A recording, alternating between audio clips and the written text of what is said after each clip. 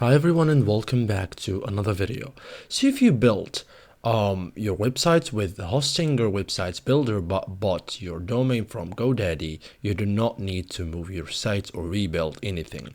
You just need to connect the domain of GoDaddy to the hostage or hosting of Hostinger correctly using DNS.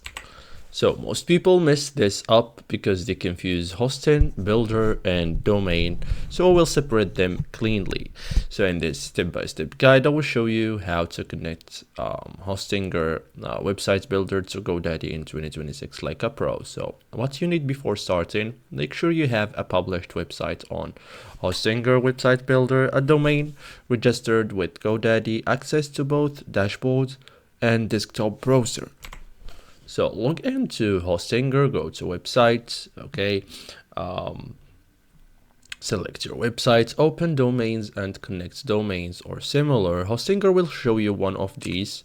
So option A, name services, so this is the most common, or option B, a record. Okay, so for services, for example, ns1.dns-parking.com, or a record, which is IP address 123.45.67.89. so do not guess, copy exactly what Hostinger shows. Okay, so log in now in to GoDaddy domains DNS. So log into GoDaddy, go to my product or domain, select your domain, click manage DNS. All changes happen here. Okay, so thank you for watching and see you guys in the next tutorial.